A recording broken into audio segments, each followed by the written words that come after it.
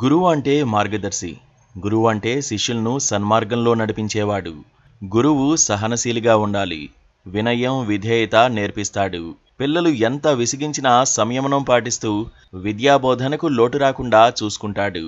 విద్య కార్పొరేటీకరణ జరిగిన తర్వాత కూడా గురువుకు ఉన్న విలువ ఏమాత్రం తగ్గలేదు. బడిలో, గుడిలో, బజారులో గురువు ఎక్కడ కనిపించినా వినయంగా నమస్కరించే శిష్యులే ఎక్కువగా ఉంటారు. పిల్లలు ఎంత గతి తప్పుతున్నా, తల్లిదండ్రులను లెక్క చేయకున్నా గురువు పట్ల ఎక్కడో కొంతైనా మర్యాద ఉంటుంది. అలాంటిది గురువులు ఇప్పుడు సహనం కోల్పోతున్నారనిపిస్తోంది. వాళ్ళేం చేస్తున్నారు, ఎందుకలా చేస్తున్నారో అర్థం కాకుండా ప్రవర్తిస్తున్నారు. తాజాగా జరిగిన 2 ఘటనలు గురువుల తొందరపాటుతనానికి, సహనం కోల్పోవడానికి నిదర్శనంగా నిలుస్తోంది.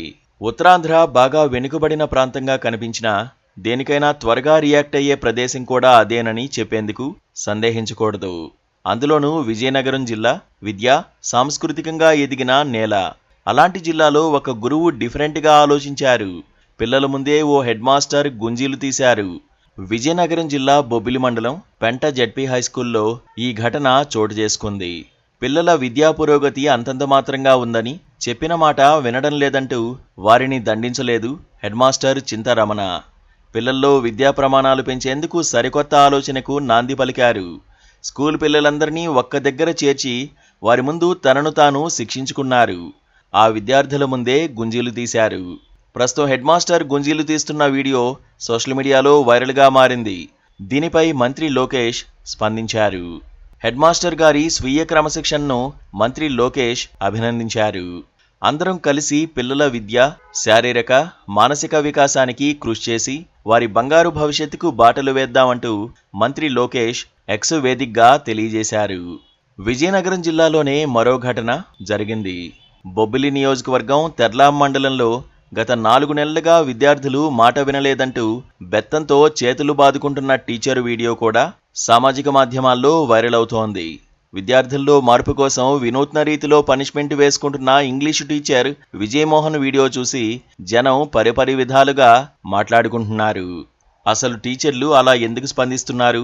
పిల్లల్ని దండించైనా దారికి తీసుకురావాల్సిన ఉపాధ్యాయ శిరోమణులు ఇలా ప్రవర్తిస్తున్నారేమిటన్నది ఒక టాక్. విద్యాబోధనలో దండన ఒక భాగం. చచ్చేటట్టు కొట్టకూడదు గాని 2 దెబ్బలేసైనా పిల్లల్ని దారిలో పెట్టడంలో తప్పులేదు. అయినా విద్యాబోధనలో సరికొత్త పద్ధతులొచ్చాయి. పిల్లల్లో ఏకాగ్రత పెంచేందుకు సరికొత్త టీచింగ్ టూల్స్ అందుబాటులో ఉన్నాయి. పైగా ఇంటి దగ్గర నుండి ఏదైనా కారణం చేత బడికి రాలేని పిల్లలకు సైతం ఒకే టైంలో ఆన్లైన్, ఆఫ్లైన్ ద్వారా పాఠాలు చెప్పే పద్ధతి వచ్చింది.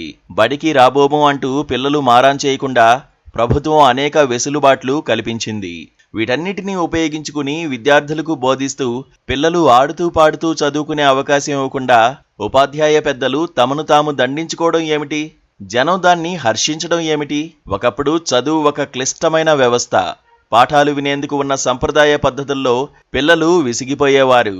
పేదరికం వల్ల చాలామంది దగ్గర పాఠ్యపుస్తకాలు కూడా ఉండేవి కాదు. కొనుక్కునే డబ్బులు లేక ఇబ్బంది పడేవారు. ఇప్పుడు పరిస్థితులు మారాయి.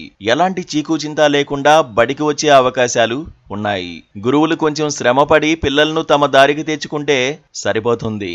పిల్లలు కూడా వాళ్ళు చెప్పినట్లుగా వింటారు. ఆడుతూ పాడుతూ చదువుకునే అవకాశం ఉన్నప్పుడు ఏ పిల్లాడు నీరసంగా, నిస్సత్తువుగా ఉండడు. విజయనగరం జిల్లాలో జరిగిన 2 సంఘటనలు మాత్రం అనేక అనుమానాలకు తావిస్తున్నాయి. అక్కడ గురువులు తమకు తాము టార్గెట్ పెట్టుకుని వాటిని చేరలేక చేతులెత్తేసే పరిస్థితుల్లో స్వీయ దండన విధించుకుంటున్నారన్న అనుమానాలు కలుగుతున్నాయి. విద్యార్థుల కెపాసిటీకి మించి ఎదురు చూశారా అన్న చర్చ కూడా జరుగుతోంది. లేదా ఇలాంటి చర్యల ద్వారా పబ్లిసిటీకి అవకాశం వస్తుందన్న ఫీలింగ్ వారిలో కలిగిందా? ఏడాది చివరిలో ఉపాధ్యాయులు ఎంత మేర పనిచేశారో ప్రభుత్వం అంచనా వేస్తే మా తప్పేం లేదు, పిల్లలు చదవడం లేదని చెప్పేందుకు ఇలాంటి పనులకు దిగారా అన్నది కూడా ఇప్పుడు టాక్ ఆఫ్ ఆంధ్రప్రదేశ్ అవుతోంది. ఏదేమైనా ఆ 2 గురువుల చర్యలపై భిన్నాభిప్రాయాలు మాత్రం వినిపిస్తున్నాయి. చదువు చెప్పి చెప్పి పిల్లలు వినకపోతే విసుగు చెంది స్వీయ దండనకు దిగారన్నది ఒక వాదన. దానికి వ్యతిరేక వాదన ఏమిటో పెద్దగా చెప్పాల్సిన పనిలేదు. Please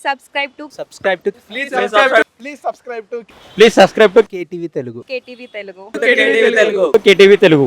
KTV Telugu. KTV Telugu channel.